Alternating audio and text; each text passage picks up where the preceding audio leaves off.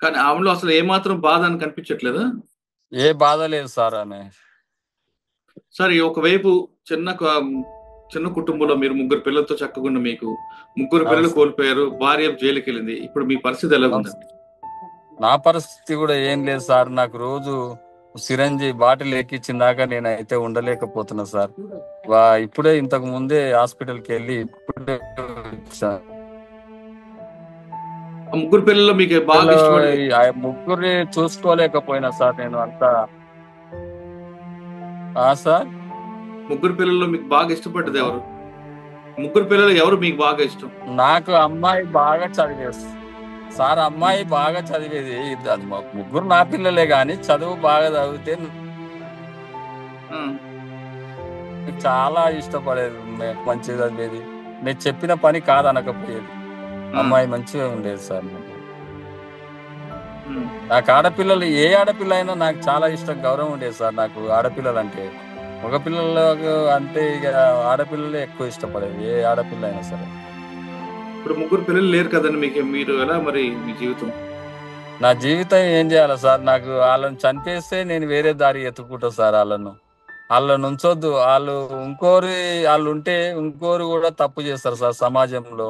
వాళ్ళని ఉండకుండా చేసిర్రు అనుకో, నేను వేరే దారి ఎత్తుకుంటా నేను. అప్పుడు నా పరిస్థితి నాకు చేసే నా నా సత్ ఓపిక ఉన్నన్ని రోజులు పని చేసుకుంటాను సార్. మరి ఇక ఏం చేస్తాం సార్, పరిస్థితి ఇట్లా అయిపోయింది. సంఘటన జరిగింది చాలా రోజులైందండి. పిల్లలు గుర్తు వచ్చినప్పుడు ఏమనిపిస్తుంటది? ఏమనిపిస్తుంది సార్, ఇప్పటి వరకు కంటికి నిద్ర లేదు సార్ అసలు. హాస్పిటల్కి పోయి వస్తున్నా, ఇక నిద్ర ఇట్లా పడతలేదు. పండుకున్నప్పుడు డాడీ అన్న కొడుతుండని అమ్మాయి వచ్చి చెప్పినట్టు, నాన్న అన్న కొడుతుండని గౌతమ్ హ్మ్. డాడీ అని నా పెద్ద కొడుకు చెప్పినట్టు కళ అనిపిస్తుంటుంది సార్ అప్పుడు. అయ్యో! ఆ! అలా అట్లనే వస్తుంటది. ఏం చేస్తాం హ్మ్. సార్ ఇక వాళ్ళని పోగొ- పోగొట్టుకున్నా నేను. నేను ఏ జన్మల పాపం చేసిందో నాకు పిల్లలు దక్కకుండా పోయారు సార్. ఆ అమ్మాయి చంపకుండా ఉన్నది సార్.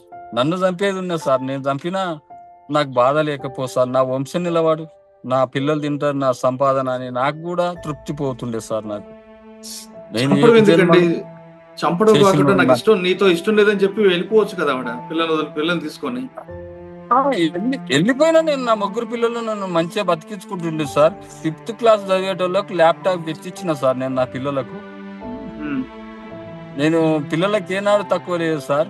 నేను సాయంత్రం డ్యూటీ దిగి వచ్చేటప్పుడు ఇంటికి ఏదో ఒక పండు ఏదో ఒకటి తీసుకొని వచ్చేది సార్. నా పెద్ద హ్మ్. అబ్బాయి అయితే అన్ని పుచ్చకాయలేదే అంటుండేది. మా చిన్న అబ్బాయి ఏమో నాకు అరటి పండ్లు అని మా చిన్న అబ్బాయి చెప్తుండేది. మా అమ్మాయి హ్మ్. ఏమో దోశదే అని చెప్తుండేది. హ్మ్. నేను ఏదో ఒకటి పట్టుకొని ఐటెం తెచ్చి నా పిల్లలకి ఇస్తుంటా సార్ నేను. పిల్లల పుట్టినరోజు అంతా ఎప్పుడండి? ఈ మర్చిపోని ఈ జ్ఞాపకాలు మర్చిపోలేకపోతున్నా సార్. నేను ఎట్లా మర్చిపోవాలనో నాకేం అర్థం అయితే లేదు సార్.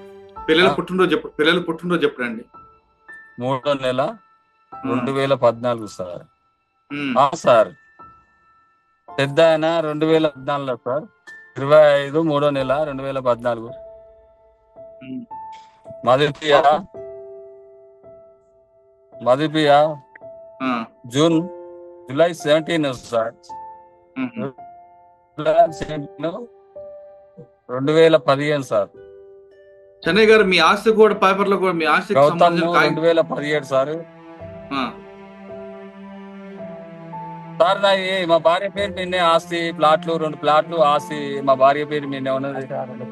2 ఎకరాల పొలం ఉన్నది. ఆ డాక్యుమెంట్లు అన్ని తీసుకొని పోయింది. ఎప్పుడు తీసుకెళ్ళిపోయారు ఆవిడ? సార్, ఎప్పుడు తీసుకెళ్ళిపోయారు ఆవిడ? ఎప్పుడు తీసుకెళ్ళింది తెలియదు సార్ నాకు. ఎప్పుడు హ్మ్. తీసుకుపోయింది, ఎప్పుడు చంపుతుందో అని తెలియదు సార్. తెలిస్తే నేను చెప్పకుండా సార్. నేను చూస్తుంటే ఆమె ఎప్పుడు తీసుకుపోయింది, ఎప్పుడు చంపాలి, ఎప్పుడు చేయాలని ఆమె ప్లానింగ్ తోనే చేసినట్టుంది సార్ నాకు. సార్ ఇప్పుడు మీ భార్య తప్పు చేసింది. జైలుకి వెళ్లారు ఆవిడ. మీరు ఇప్పటికైనా ఆమె క్షమిస్తారా? లేదు క్షమించరా? సార్, ఎందుకు సార్ ఉంది సార్ ఆడ. ఆ? నా ఎవరు తప్పు చెయ్యదు, వాళ్ళని చూసి ఇంకోటి తప్పు చేయకూడదు సార్. ఒక కుటుంబం ఖరాబ్. నా పచ్చడి కుటుంబంలో ఆ శివకుమార్ గారు వచ్చి నిప్పులు పెట్టినప్పుడు వాళ్ళని ఉంచొద్దు సార్. వాళ్ళని హ్మ్. ఉంచితే ఇప్పుడు వీళ్ళని క్షమించి వదిలేస్తే ఇంకొకరు కూడా తప్పు చేస్తారు సార్. అది బాగుండదు సార్. నాకు నేను తప్పు చేయించిన అయితే సార్ నాకు వద్దు, అది చంపేయాలి. కాదు, ఆవిడ తప్పు అయినా క్షమించారు మీ దగ్గరకు వచ్చారనుకోండి, తన తప్పు తెలుసుకొని, అవును సార్. ఆ, ఆమె తప్పు తెలుసుకొని మీ దగ్గరకు వస్తే మీరు ఒప్పుకుంటారా? ఒప్పుకోను సార్. ఎట్లా ఒప్పుకుంటా సార్? నేను ఎట్లా ఒప్పుకుంటా సార్? నా ప్రాణమన్నా తీసుకుంటా కానీ నేను ఒప్పుకోను సార్. నాకు అవసరం లేదు సార్ ఫైనల్ గా ఏం చేస్తున్నారు? రోజు పొద్దున్న ఏం సార్. చేస్తున్నారు? నువ్వు వెళ్ళిపోయి సార్ ఏం చేస్తున్నావు సార్? ఇప్పుడైతే ఏం లేదు, రోజు హాస్పిటల్ పోయి వచ్చి పండుకుంటున్నా అంతే. ఏముంది, ఇంత ఇంత తింటా కొద్దిగా. ఇవ్వండి సార్, చూడండి సార్, నాకు ఇప్పుడే వచ్చిన. పిల్లలు గుర్తుకొచ్చినప్పుడు ఏం చేస్తున్నారండి? హాస్పిటల్కి వెళ్ళి వచ్చిన. కాదు చెన్నై గారు, సార్, పిల్లలు గుర్తుకొచ్చినప్పుడు ఏం చేస్తుంటారు?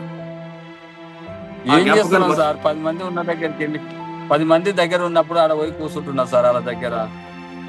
లేదు, ఎవరు లేకపోతే ఇంట్లో వండుకొని ఏడుస్తున్నా సార్. నా బాధ ఎవరికి చెప్పుకోవాలి సార్? నా బాధ మీలాంటి బాధ వేరే వాళ్ళకి మీలాంటి బాధ చెప్పుకున్నా. ఎవరికి మీరు రాకూడదండి. నాకు మీలాంటి బాధ ఎవరికి రాకూడదు. రాకూడదు సార్. నీ శత్రువు అయినా రాకూడదు. నాలాంటి బాధ ఎవరికి రాకూడదు. భూమి మీద ఉన్న వాళ్ళకు నా కష్టం ఇంకోనికి రాకుండా చూడండి సార్, ప్రయత్నం చేయండి సార్. సార్ ఫైనల్ గా మీ డిమాండ్ ఏంటండి? అలా ఉంచొద్దు సార్. అలా నుంచితే ఇంకో ఫ్యూచర్ ఇంకోటి తప్పు చేస్తారు సార్. తప్పు చేయొద్దంటే అలా ఉంచొద్దు. అటు పచ్చని సంసారంలో నిప్పు పెట్టి ఆ శివకుమార్ అనేటోడు వచ్చి నా పిల్లలను, ముగ్గురు పిల్లలను చంపేసే స్థాయికి తీసుకెళ్ళాడంటే అట్లోటలు ఉంటే ఎంత, లేకుంటే ఎంత సార్? పచ్చని చంపేయాలి సార్, కాపురాళ్ళు ఉండొద్దు. తన పచ్చని కాపురాలు నిప్పుల కోసం శివకుమార్ లాంటి వ్యక్తి పట్ల చాలా కఠినంగా వ్యవహరించాలంటున్నారు చెన్నై గారు. ముగ్గురు పిల్లలతో చక్కగా ఉన్న నా కుటుంబంలో అవును సార్. అతను రావడం బట్టే ఇటువంటి ప్రమాదం వచ్చింది. ఇప్పటికైనా సరే తన భార్యను మాత్రం ఏ మాత్రం క్షమించినట్టు చెన్నై చెప్తున్నారు. ఇటువంటి కష్టం ఎవరికీ రాకూడదు. సాధారణంగా తల్లి దగ్గర ఉన్నామంటే చాలా సేఫ్ గా ఉన్నాం, భద్రతగా ఉన్నాం అనుకుంటాం, కానీ ఇటువంటి తల్లులు కూడా ఉంటారా అనేది ఈ లోకంలో మనం రచిత లాంటి వాళ్ళు చూస్తే కనిపిస్తుంది.